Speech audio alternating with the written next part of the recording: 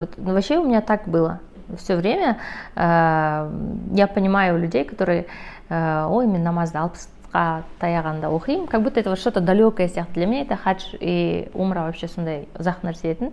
Білмеймін, мен өзімді лайық көрмедім ба жеткілікті, или өзімді материальный тұрғыдан лайық көрмедім ба, әлі біраз жұмыс істеу керек деп ойладым ба, ол ой менен алыс болатын. И бір күні мынандай бір, я не помню қандай жағдайда, бірақ резко келген бір ой екен есімде. Как-то сидела, мен уже в тот момент Дубайға барып келдім, и бір ой келді, хаджға барса қалай екен, қанша тұрады екен, просто прайсын көрейінші. Менің ойымда ол как будто қымбат бірдеңе сияқты болып көрінетін. И мен жалпы қажылық ол тек қана хадж заманында жасалатын емес, жалпы мен бір рет хотя бы жыл бойы Меккеге барып келу мен үшін прям вау болады, андай қиын нәрсе. И мен соны іздестірген кезде, оказывается, ковид кезінде бәрі жабық, все границы закрыты, и ешкімді қабылдап атқан жоқ екен көп. Сондай ограничение болып атқанын көрдім. Сөйтіп содан сондай іздедім и примерно түсіндім, $1000-2000 шамасында адам басына сондай путевка тұрады умраға деп. И содан кейін біз Турцияға кеттік всей семьей, и Турцияда келе жатсам не көрдім. Короче, алдымнан шопинг жасап, көп пакеттермен, үлкен пакеттермен келе жатсам, алдымнан өмре ве хадж тауарлары деген не шықты, бутик шықты. Таң қалдым, саған дедім. И вот сол кезде, Аллахым, мен қазір бүкіл заттарымды дайындап қоямын, сен просто мені шақыр дедім да. Короче, сол бутиктің ішіне кіріп кеттім. И оказывается, Турцияда олар тоже 2 жыл ма 3 жылдан бері граница жабық. И оларды кіргізбей жатыр. И бутиктің аты сондай болғанымен, олар просто мусульманский товар сатып жатыр екен да. По сути, именно хадж умраға ихрам, сондай андай специфический нәрселері там буквально соңғы даналары ғана қалыпты. И мен сосын бардым да, мен қажылыққа барам дедім. Сөйтсем бүкіл бутик деп шулап кетті, потому что түріктер оған қатты қарайды, қатты мән береді. Олар жылдар неде тұрады, очередьте тұрады. И очередьде келгенсін, оказывается, оларды еще специальный емтиханмен алады екен қажылыққа. Мына жерде не істейсің, мына жерде қандай дұға оқисың, мынаны не істеу керек деп бәрін бүйтіп жаттап барады екен да, ответственный. Қазақстанда ондай емес. Қазақстанда қазір пока орындар саны, қалағандар санымен әлі келіп атқан жоқ. А Турцияда қалағандар саны былай, орындар саны аз ғана, и сол үшін олар 10 жылдап очередьте тұрады. И жалпы қазір білгенімше Турцияда, по-моему, умраға давно оларға жол жабылды. Именно қажылыққа олар аз ғана лимитированный орын береді. Сол үшін бәрі бір барғасын хотя бы хаджды жасап қалғысы келеді, поэтому там большие очереди. И содан бүкіл бутик шулап кетті да, маған керек заттарын. И мынау ихрам, мынау иіссіз сабын, мынау бірдеңе, мынандай четкісі бар, мынандай әдейі нәскисі бар, анасы бар, мынасы бар деп маған мынаны былай киесің, мынаны былай киесің, барғанда мынанша комплект киім апар деп бәрін бүйтіп дайындап, қажылыққа барып келген хаджы ханым деп бір кісі шықты, типа сатушылардың біреу қажылыққа барып келген екен. Сол маған ақыл айтып, сөйтіп андай бүкіл соңғы ақшама, есімде 56.000 ба сондай шықты товарлардың бәрі. Соны картамен төлеп, мәз болып, 0 болып қайтқансың ғой үйге. Сосын мен ол кезде именно шопингте в тот день жалғыз едім. Күйеуім отельде балалармен. И мен сосын отельге барымда, қара, Фара, мен не алдым деп бүйтіп қуанып көрсетіп жатсам. Күшті, конечно, ниетің енді күшті, бірақ қашан барамыз, жатады ғой мынау. Ну, это не то, что на последние деньги надо было купить деген сияқты бір сөз айтып, мен кішкене бүйтіп ренжіп қалдым. Сен олай деме, сен давай ниет ет, тіле деп сөйтіп. И неге келем, Қазақстанға келем. Келемді ертесіне подружкама қонаққа барам. Сөйтіп подружкам айтады, Атлас туризм бар, соған жазылып қой. И сенімді компания күшті жақсы не қылады, осындайды атқарады деп. Атлас туризмнің парақшасына жазылам ғой, сағат где-то 12-лерде жазылсам, түстен кейін сағат 3-лерде бірінші қажылыққа, умраға рұқсат алдық деп сөйтіп пост шығады ғой. Сөйтіп пост шыққасын сразу ана неге бірінші мен жазам. Не керек деймін, олар маған тек қана паспорттарыңыздың суретін жіберіңіз дейді. Все, күйеуімнің өзімдікін сөйтіп жіберіп қойғансың ғой. и оказывается олар бәрінен $100 предоплата алыпты, бізден алуға ұмытып кеткен. Бізде ақша жоқ, біз бәрін Турцияда жаратып келдік. И Аллахтан да сөйтіп біз қиналмадық ол тақырыпта. И бүйтіп айтты, Өзбекстаннан вакцина салдырып келіңдер деді. И примерно сол вакцинаны сіз салдырып алып жазылатын моментке, шетелге шығатын моментке дейін есептеп айтыңыздар деді. Есептеп айттық, и примерно ноябрьдің аяғы декабрьдің басы болып шықты. И соған дейін біз как раз біраз негізі сынақтардан өттік, там неше түрлі жағдайлар болды. Сөйтіп сонда да әйтеуір біз қойылған заманда бірінші рет умраға бардық. Енді ана Қағбаны алғаш көргендегі сәтті айтып жеткізу мүмкін емес, это просто космос. Там вообще ты ходишь в Медине, аяғың жерге тимейді. Алдымен Мединаға апарды бірнеше күнге, одан кейін Меккеге апарады. И сөйтіп алғаш умраны, алғаш қажылықты адамдар гидтер көрсетіп жасайды. И бір көрсеткеннен кейін біз уже оны жаттап аламыз да, и әркім уже өзі жасай береді. И умрада оның ритуалдары аз, и молодой здоровый человек умраны 2 сағатта бітіре алады. Бір адамға арнап умраны 2 сағатта ритуалдарын аяқтай алады. И сол кезде мен бүкіл апа-аталарыма, нағашы апа-аталарыма, қайтыс болған жақындарыма жасап, соны енді ерекше бір сезіммен оралдым. И умрадан қайтқаннан кейін жесткий депрессияға түстім. Оны, оказывается, елде жалпы рух нені Қағбаны сағынады, сол атмосфераны сағынады, Аллахтың үйін сағынады деп сөйтіп түсіндірді. Где-то бір 40 күндей шамасы, бір айдай шамасы, сөйтіп сондай бір депрессивный, қиын бір жағдайда жүрдім. Өзіммен өзім жылай берем, өзіммен өзім бір ұйықтап қала берем, там сондай бір жағдайда жүрдім. И сосын өзіме келгесін уже умрадан инсайттар келе бастады, там неше түрлі жағдайлар, какой-то бір даже чудесным образом әйтеуір бір нәрселер сөйтіп бола бастады. И как раз біз умрадан декабрьдің ортасында оралдық. 5 январьда біздің январский события болды, почти төңкеріліс болды ғой. И сол кездерде тоже андай, сол да әсер етті ма ішкі состояниеме. Но ішімде бір түрлі бір сенімділік пайда болды. Все, у меня все теперь будет получаться деген бір ой келді. Какая-то вот уверенность такая, прям. Аллах менің умрамды қабыл етті, точно. И мен енді ештеңеден қорықпауға болады деген сияқты бір ішімде мықты сенімділік пайда болды. И сол сенімділікпен просто әрекет жасай бастадым. И сенсеңіздер, почти, сол умрадан кейін еш ақшаға, ешқандай біреудің несіне, ештеңеге тәуелді емес.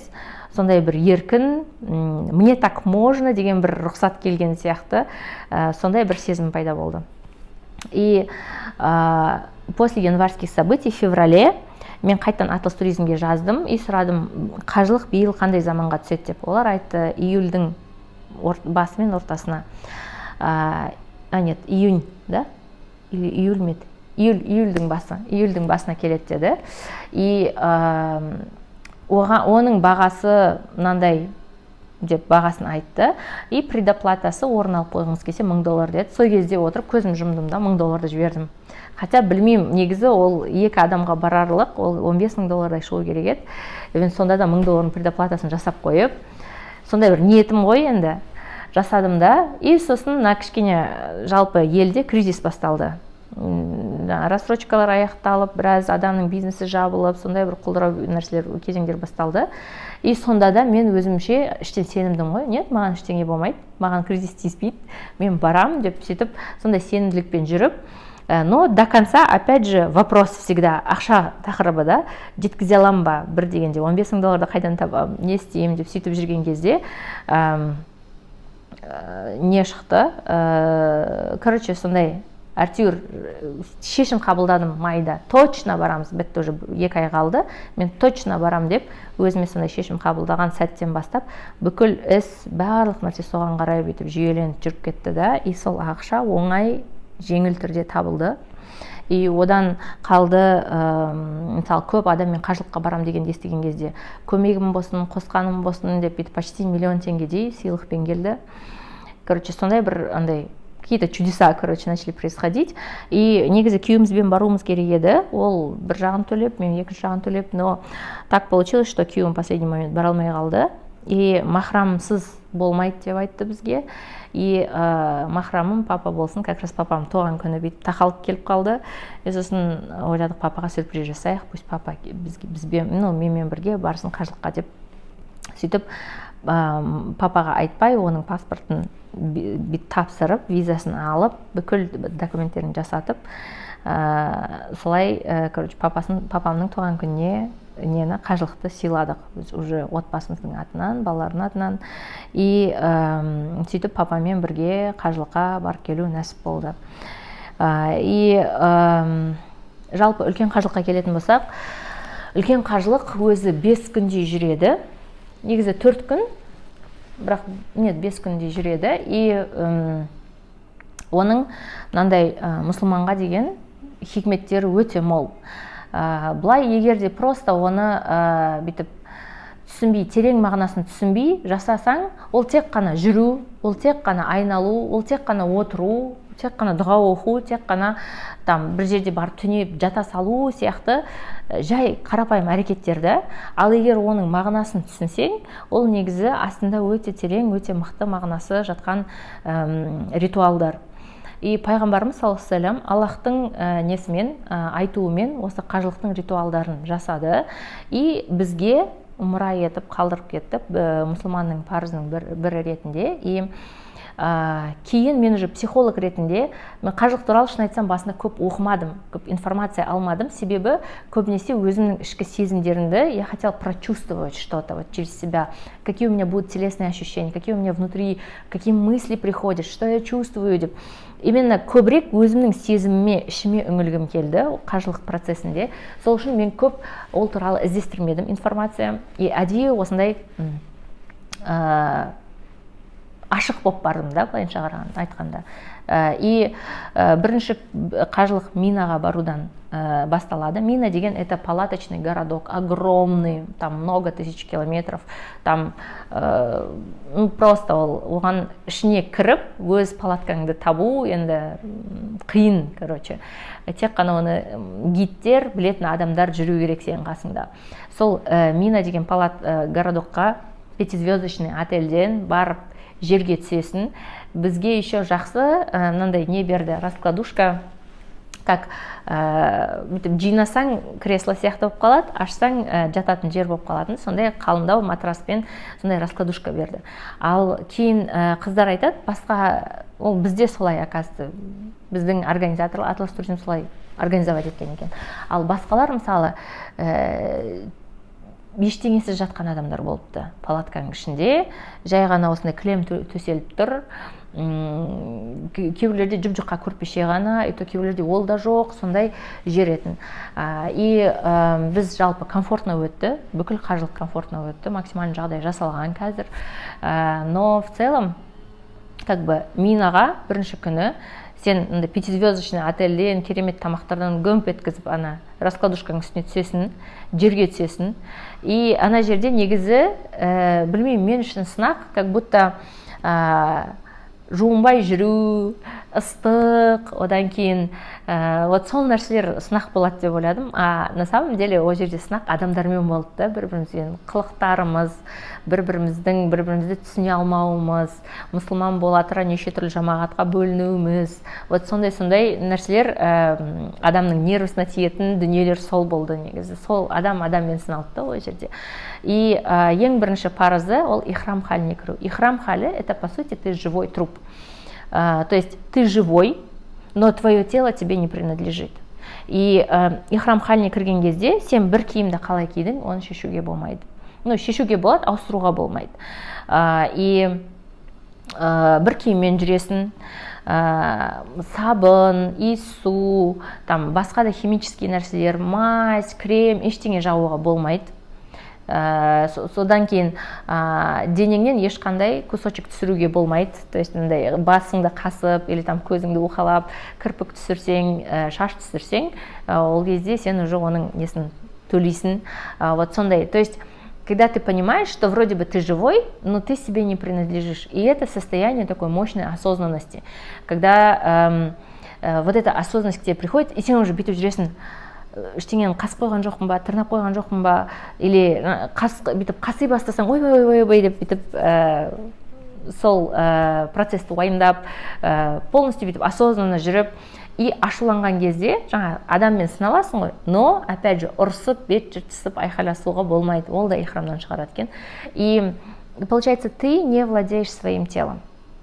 И ихрамнан шыққанша ты полностью принадлежишь Богу. Ну, то есть твое тело полностью принадлежит Богу, ты на него не рассчитываешь, вообще ничего тебе нельзя делать.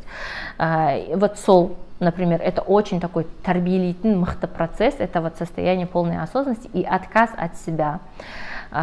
Вот, потому что біз, оказывается, сабынға жатып алған екенбіз, біз, оказывается, гигиенаға жатып алған екенбіз, но по сути и без этого жить можно екенін көрсетеді, и адамның жалпы қажылықты жағдайы бар адамдар жасайды ғой, и ол жерде почти өңшең былайынша қарағанда байлар деп айтайық, байлар жуынбай, сасып, өз денесі өздеріне принадлежать етпей, вот сондай халде жүргені қызық екен, потому что мы привыкли, что мы всегда в люксе, мы всегда там в комфорте, у нас все хорошо, нам это нравится, вот сондай. Одан кейін екінші нәрсе, сол минаға түсіп жерге түскен кезде бір-бірімізбен сыналуымыз, одан кейін ертесіне Арафат. Арафат это вообще просто чудо, это такое место, это поле, где не үшін Арафатта, себебі Арафатта адам атамызбен Хава анамыз Аллах тағаланың несімен, ашуымен жерге лақтырылады ғой, ну, то есть жерге қондырылады, и получается екеуі екі жақта жүреді екен. Именно бір-бірін іздеп Арафатқа келгенде ғана бір-бірін табады екен. И Аллах тағаланың мейірімі сол кезде оларға түсіп, оларды кешіріп, олар целый день сол жерде дұға етеді екен. И по сути біз, пайғамбарымыз осы ритуалды бізге тура осылай қалдырып кеткен. Арафатта бүкіл мұсылмандар келеді да, полностью Аллахқа целый день дұға ететкен. И осы Арафат күні, Арафат тауында, Арафат жерінде жасалған бүкіл дұғалар қабыл болады, Аллах тағаланың бүкіл адамның любой қалауы қабыл болады, Аллах тағала адамдарды кешіреді, себебі Арафатқа Аллах тағала өзі кешіргісі келген бүкіл адамдарды әкелеткен. Хава анамызбен адам атамызды кешіргендей, ол кейін Нұх пайғамбарды да сол жерде кемесін қондырады екен. Тағы да басқа тарихи оқиғалардың көбісі сол Арафатта Аллах тағаланың кешірімін, мейіріміне ұласады екен адамдар. И бүкіл мұсылмандар барып сол жерге отырса, оларды Аллах тағала, ну енді ол кешірмеу үшін конкретно постараться надо, чтобы, ну там, я не знаю, что-то очень плохое делать или быть очень горделивым, очень таким плохим человеком. Но в основном Аллах тағала сол жерге кешіру үшін әкелеткен адамдар. И это там такое мощное место, там такое заряженное, прям, ну вообще просто супер. Одан кейін адам атаммен Хава анамыз кешірім алғаннан кейін екеуі әлемде бірінші рет неге Муздалифа тауына барып, Муздалифа жеріне барып, сол жерде екеуі бірінші рет жатады екен, қонады екен бірге. И получается, это место, по сути, где соединяется мужское и женское. Это место, где инь-янь дейміз, анимы, это, ну, как бы внутри каждого из нас живут гормоны, мужские, женские, вот это все. И екеуі бірге қосылған жерде, то есть до этого они были раздельны, потом пришли, их Аллах простил и очистил, и они очищенные вместе Муздалифаға барып қонып, мужское и женское екеуі бірге қосылады. И вот оттуда, да, вот этот весь ритуал, то есть біз қажылар барып, Арафаттан кешірім сұрағаннан кейін барып, Муздалифаға барып қонамыз, именно ұйықтаймыз сол жерде. И сол жерде қонып ұйықтаған кезде, я не знаю, мне было так хорошо, там, блин, я просто бардым да, за минуту вырубилась, там, ұйықтап қалдым, я проснулась, түнгі 3-те бізді оятты, таң намазы кірмей тұрып, әйелдерді машинамен, автобуспен әкетіп қалды. Ерлер, по-моему, жаяу келді ма, вот сондай бірдеңе болды. И сол вот эти вот 3-4 часа, которые я поспала там, это были самые лучшие. Хотя, по сути, это жер, таулы жер, камень. И он был нагретый, до такой степени сильно нагретый, печканың үстінде жатқан сияқтысың. И ауа да сондай жып-жылы, но сонда да мен ананың үстіне барып жатып, ұйықтап, прям рахаттанғаным. Видимо, там внутри происходят какие-то гормональные изменения, духовные изменения, ментальные изменения, что внутри тебя вот это же мужское и женское встает на место, как будто прям бәрі бүйтіп өз орнына келетін сияқты. И даже вот осындай бір жағдай болды, сол жерде уже не даты менструация кетудің аты қандай еді? Климакс. Сол жерде арамызда уже климакстан өткен 50 шамасындағы бір тәте апа болды. И сол кісіге ертесіне, хотя климакстан өткен уже бір жылдан бері әдеті жоқ әйелге қайтадан как бы әдеті оралды, да, ертесіне прям после Муздалифы. Ну, мы просто офигели. Там, видимо, происходит настолько мощный вот этот движ, да, вот это внутренних гормонов, там вот этого состояния, что, ну, сумасшедший, это нам не понять. Біз өзіміздің миымызбен оны түсіне алмаймыз. И ертесіне біз қайтадан Мина тауына, Мина даласына апарды бізді, Минаға бардық, завтрагымызды іштік и жаяу жамаратқа, яғни шайтанға тас лақтыруға бардық. Бірінші күні үлкен шайтанға тас лақтырады. Шайтанға тас лақтыру ритуалы қайдан шыққан? Ол білеміз, Ибрахим пайғамбарға алейхиссалам келген дүние, баласын құрбандыққа сою туралы. И бірінші шайтан, кішкентай шайтан алдымен Ибрахимнің өзіне кездесеткен и айтады Ибрахимге, ну, сен әкең қазір сояйын деп жатыр. Жоқ, Ибрахимге, яғни әкесіне кездеседі алейхиссалам, и айтады, сен қазір туған балаңды соясың ба, сонша күткен тұңғышыңды соясың ба деп, сөйтіп шайтан алдынан азғырып шығады, и ол алады екен да тас лақтырады екен оған. И солай шайтанды қуып жібереді. Одан кейін екінші ортаншы шайтан, ол Исмаилдың анасы, яғни Хаджар анамызға келеді, қара сен балаңды өлтірейін деп жатыр туған әкесі деп, сөйтіп азғырады оны. Ол да оны қуып жібереді екен. И үшінші ең үлкен шайтан Исмаилге, яғни жертваға, уже құрбанға келіп тұрады да, и вот нағыз қатты азғыратын сол кісіні азғырады, и ол да төтеп бере алады. И Аллах тағала мұғжизамен уже қой союды, құрбандыққа шалуды не қылады, ары қарай историясын білеміз. Так вот, осы үш шайтанға тас лақтыру деген сол жерден шыққан.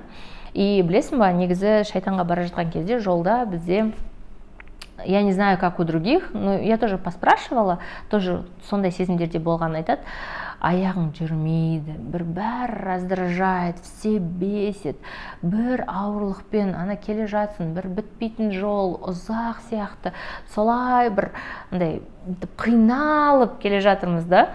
И слишком ыстық, ана шыдау мүмкін емес, жаяу бара жатырмыз. Одан кейін адамдардың бәрі бір-бірін ешкімді ойлап атқан жоқ, сондай болып келе жатырмыз да.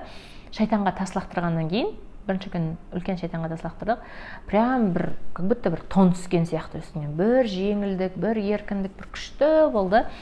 И сосын біз ары қарай бір топ болып, бізде просто негізі бірінші күні тауаф жасауға болады.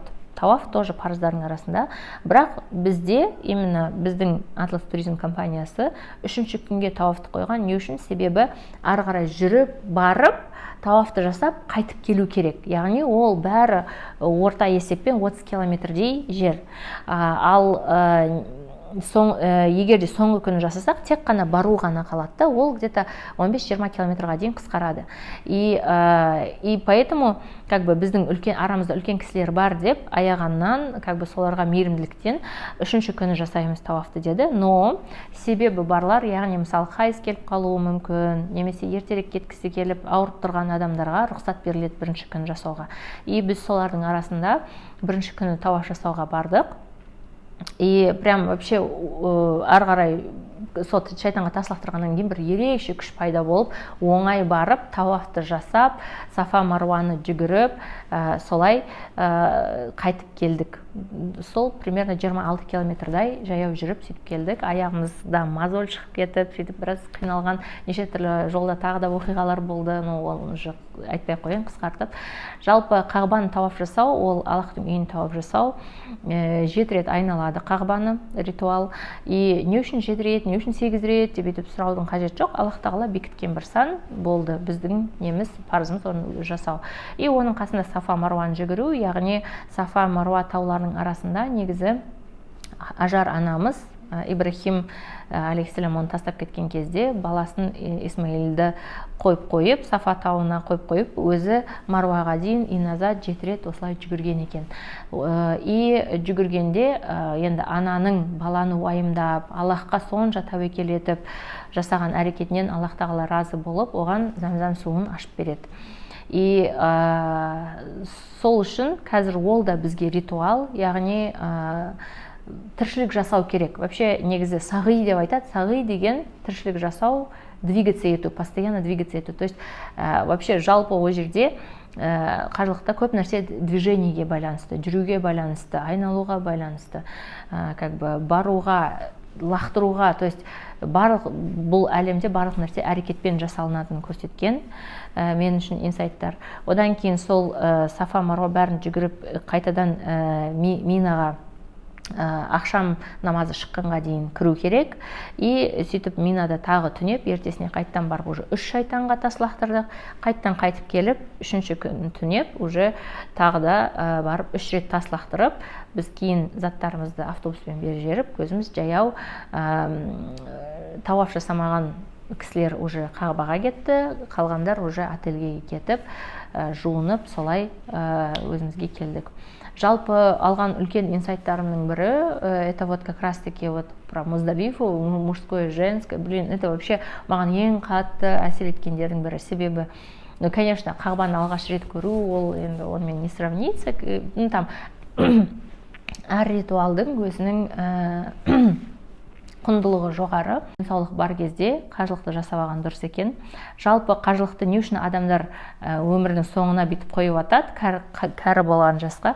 Во-первых, дүниені ойлайды, я алдымен, ну, қымбат қой, дорогое удовольствие, квартира алып алайын, машина алып алайын, балаларды оқытып алайын деп ойлайды. Бұл негізі қате емес, бұл негізі дұрыс. Кейбіреулер бүйтіп ойлайды екен. Аллах тағала қажылығымды қабыл етсе, мен жаңадан туылған бала сияқты боламын. Поэтому, допустим, 60 жасқа дейін күнәмді жасап алайын, одан кейін уже тазарам да, и полностью тек қана андай праведный өмір сүремін деп ойлайды екен. Бірақ ол қате пікір. Себебі Аллах тағала егер қабыл еткен қажылықтардан болса, бұның кафараты тек қана жәннат дейді, оның гарантиясы жәннат. И Аллах тағала сіздің қажылығыңызды қазір жас кезіңізде қабыл етсе, ары қарай сізге как раз таки наоборот күнә жасамауға мүмкіндіктерді ашып, жолыңызды жақсы жаққа бүйтіп жіберу мүмкін. То есть наоборот сондай ниетпен жасалған дұрыс деп ойлаймын. Бұл менің жеке пікірім. Иншаллах қажылық барлықтарыңызға нәсіп болсын, қабыл болған қажылықтардан болсын, аман есен барып, еліңізге оралып, осындай елімізде Аллах тағаланың сүйікті құлдары көбейе берсін.